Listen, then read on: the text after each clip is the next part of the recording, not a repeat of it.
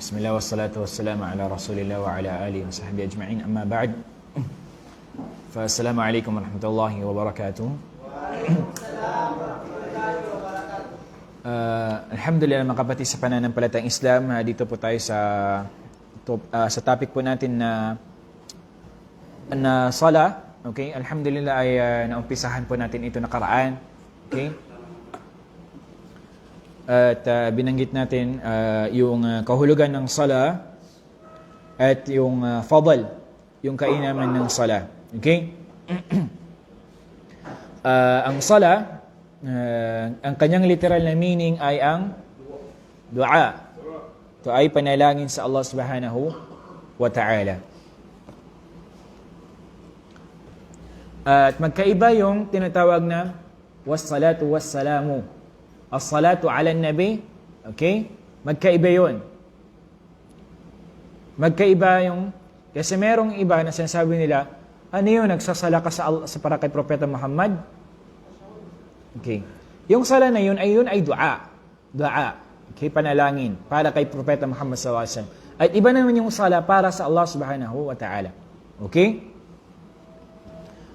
So, ang syara'an, ang Islamikong kahulugan nito, ito ay gawang ibada na mayroong mga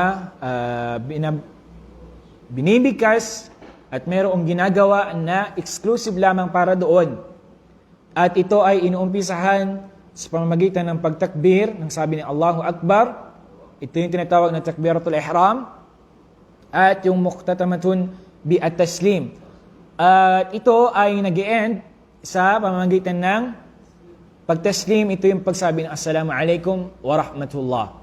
Okay, dalawa. Kabilang sa kainaman nito mga kapatid sa pananampalatayang Islam, kainaman ng sala, unang-unang ito ay pangalawang haligi, ikalawang haligi ng Islam. Okay, ang sala. At ito ay inubliga ng Allah subhanahu wa ta'ala kay Propeta Muhammad sallallahu alaihi wasallam nung siya ay umakyat sa... Saan siya umakyat? Sa kalangitan. Okay? Tinatawag yun na Laylatul Isra wal Mi'raj. Ang Isra, anong tinutukoy sa Isra? Aywa, from Makkah to Al-Quds. Tapos, ang Mi'raj, ito yung pag-akyat sa kalangitan. Okay? Anong sinasakyan niya? Burak. Aywa, anong itsura nun? Aywa, kabayong mayroong pakpak. Okay? So, doon inubligan ng Allah subhanahu wa ta'ala sa kanya, pero hindi niya nakita, ang Propeta sallallahu alaihi wasallam hindi niya nakita ang Allah subhanahu wa ta'ala. Merong harang. Okay, hindi niya nakita directly, pero narinig niya yung boses. Okay? Okay? So, inubliga sa kanya una-una ilan? 50. Okay? Nung siya ipabalik na, nakita siya nino. Sinong propeta? Musa alayhi salatu wasalam. Sinabi sa kanya, ilan? Diba? Sabi niya 50. Sabi niya, hindi yan kaya ng umma mo. Bumalik ka. Kasi sabi niya, umma, hindi kaya ng umma mo. Kung sa ating mga tamad, hindi nila kayang gawin yan. 50. Hanggang sa umabot, in short, umabot ng 5. Hanggang sa, sabi niya, bumalik ka doon, hindi nila kaya. Sabi ng Propeta Muhammad, nahiyan siyang bumalik sa Allah subhanahu wa ta'ala. Pero yung 5 na ito ay katumbas niya ay 50. Okay? Ang katumbas niya ay 50 na gantimpala pa rin. Okay? Yun yung tinatawag na Isra wal Mi'raj. Laylatul Isra wal Mi'raj.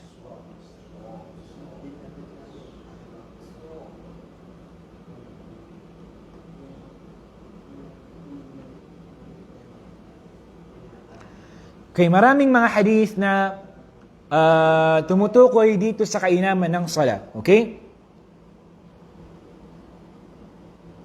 Sinabi ng Propeta sallallahu alaihi wasallam, as-salawatul khams wal jum'atu ila al-jum'ah wa Ramadan ila Ramadan mukaffiratun lima bainahunna majtanabat al-kaba'ir. Sabi niya, ang salawatul khams, ang 5 pagdarasal, at yung jum'ah ila jum'ah, ibig sabihin yung sa pagitan ng 2 jum'ah, wa Ramadan ila Ramadan, at yung sa pagitan ng doon sa Ramadan, mukaffiratun lima bainahunna, ay kapatawaran yung napapaloob doon. Ibig sabihin nun, yung sa pagitan ng mga sala, sa pagitan ng 2 jum'ah, 1 week, di ba? Sa Ramadan, kung ang isang mananampalataya, majtanab al-kaba'ir, mayroong kapatawaran sa kanya kung siya ay umiwas kaba'ir. Ano ibig sabihin ng kaba'ir? Kaba'ir al-dhunub. Mga major sins. Kung ang isang mananampalataya, iniwasan niya ito, siya ay magkakamit ng kapatawaran sa Allah subhanahu wa ta'ala. Yun yung kondisyon. Ibig sabihin nun, magkakamit mo yung kapatawaran ng Allah kung ikaw ay iiwas sa mga malalaking mga kasalanan. Okay? At gayon din sinabi ng Propeta sallallahu alaihi wasallam, "Ara'aytum law anna nahran bibabi ahadikum yaghtasilu minhu kulla yawmin 5 marrat hal yabqa min dharanihi shay'?" Qalu la yabqa min dharanihi shay'. Qala fadhalika mathalu as-salawat al-5 yamhu Allahu bihinna al-khataaya. Okay? Sabi ng Propeta sallallahu alaihi wasallam, "Ara'aytum", ipagpalagay niyo, sabi niya, kay "Ara'aytum law anna nahran bibabi ahadikum", ipagpalagay niyo, sabi niya, na merong ilog sa tapat ng inyong bahay, sa tapat ng pintuan nyo, yagtasilu minhu kulla yawmin 5 marrat, at yung ilog na yon 5 times a day kang maligo doon. Okay? Hal yabqa min dhananihi shay', sabi ng Propeta Muhammad, sabi ni Propeta Muhammad, may matitira pa bang dumi? Kung sa atin, sabi natin, may libag pa bang matitira doon sa kanya? 5 times a day maligo, maghiluhod, sabi natin, di ba? Magsabon. So sabi, okay? Sabi ng mga sahaba, la yabqa min dharanihi shay', wala nang matitirang dumi doon. Sabi ng Propeta Muhammad, fadhalika mathalu salawatil khams yamhu Allahu bihinna al-khataaya. Ganon din ang 5 beses na pagtatay ng pagdarasal ay ipapatawad sa kanila ng Allah subhanahu wa ta'ala yung kanilang khataya, yung kanilang mga kasalanan. Kaya, tuba liman yaltazimu bis salawatil khams. Kaya tagumpay, magandang balita sa mga taong nagsusumikap sa pagtayo ng pagdarasal.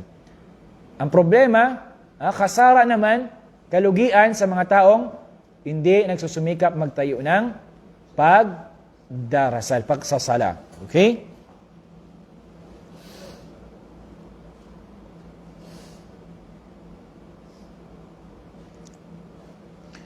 So, ito ay ilan lang sa mga dalil mula sa sunna ng Propeta sallallahu alaihi wasallam. At meron pa, sinabi ng Propeta sallallahu alaihi wasallam, awwalu ma yuhasabu bihi al-'abd yawm al-qiyamah as-salah. Fa in saluhat, saluha sa'iru amali, wa in fasadat, fasada sa'iru amali. Sinabi ng Propeta Muhammad, ang unang-unang itatanong sa isang alipin pagdating sa kabilang buhay ay ang kanyang sala. Fa in saluhat, saluha sa'iru amali. Kung naging tama at tuwid, ibig sabihin, yung kanyang sala ay naging pasado, pasado rin yung lahat ng kanyang mga gawaing pagsamba sa Allah. Wa in fasadat, fasada sa'iru amali. Kung ang kanyang sala ay hindi pumasa, okay, hindi tinanggap ng Allah subhanahu wa ta'ala, ay hindi rin papasa yung ibang mga gawain. Ano yung ibig sabihin ng hadith na ito? Sa kabilang buhay, hindi ang unang itatanong sa atin kung ilan ba yung nahawakan mong kayamanan, ilan ba yung naging ari-arian mo, ilan yung naging ari-arian mo dito sa mundong ibabaw, ilan ba yung nakamtan mo, ilan yung naging bahay mo, sasakyan mo, ilan yung naging anak mo, ilan yung naging asawa mo, hindi yan itatanong sa'yo ng Allah. Bagkus, ang unang itatanong sa'yo ng Allah yung sala mo. Ito yung unang-unang itatanong sa'yo ng Allah subhanahu wa ta'ala. Kung pumasa, yung sala mo, yung lahat, sair ng ibada mo, lahat ng ibada mo bukod sa sala, ng gawain pagsamba, ito ay magiging katanggap-tanggap sa Allah subhanahu wa ta'ala. Ngunit kung bumagsak ang sala mo, yung ibang mga gawain mo hindi rin papasa. So, sayang lang yung hirap mo, di ba? Kaya kailangan nating pahalagan yung sala. Kaya nga, ang mga tao doon sa kabilang buhay, tatanungin sila kung bakit sila nakapasok sa impyerno ng Allah. Sabi ng Allah, "Ma salakakum fi saqar? Qalu lam naku minal musallin." Sabi ng Allah subhanahu wa ta'ala, sabi ng mga tao doon, tinanong sila, "Ma salakakum fi saqar?" Ano yung naging dahilan kung bakit kayo nakapasok sa impyerno? Sabi nila, "Lam naku minal musallin." Hindi kami napabilang sa mga taong nagsasala. Hindi kami napabilang sa mga taong kapag nag-adhan na, hindi pumupunta sa masjid. Okay? Kahit na malapit na yung masjid, hindi pa rin pumupunta. Di ba? Sabi pa na Allah, "Wa aqimus salah." At itayo nyo ang pagdarasal. Okay? Sabi pa na Allah subhanahu wa ta'ala, "Qul ya ibadiyal ladhina amanu yuqimus salah." Okay?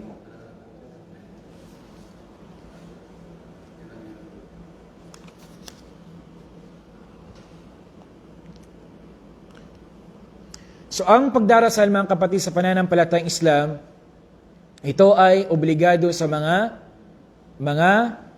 Muslim. Okay? Babae man o lalaki, okay? Na mayroong ng tamang gulang, may tamang edad, at mayroon ng tamang pag-iisip. At dito, maunawaan natin na hindi obligado sa mga Muslim. Okay? Sa mga kafir, hindi rin siya obligado sa mga bata, sa mga wala pa sa tamang gulang, at hindi rin siya obligado sa mga taong kulang yung pag-isip. Ano yung tawag doon? Mga majnun. Okay? Yung mga majnun. At ang sala, kabilang sa mga kainaman ng sala, mga kapatid sa pananampalatayang Islam,